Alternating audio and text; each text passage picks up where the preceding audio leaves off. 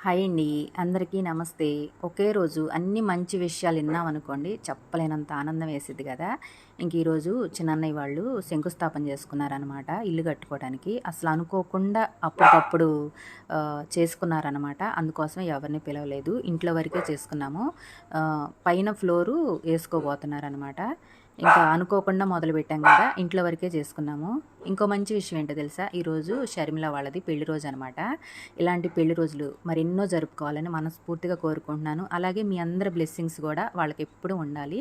ఇంకా శంకుస్థాపన అయిపోయిన తర్వాత తాంబూలాలు అవి ఇచ్చిందనమాట. అలాగే ఈరోజు బొట్టు పెట్టించుకోవడానికి కూడా వెళ్ళానని చెప్పాను కదా! ఇంకా చిన్నన్నయ్య వాళ్ళ ఇంటి దగ్గర కూడా పసుపు కుంకుమ పెట్టించుకొని వచ్చాను.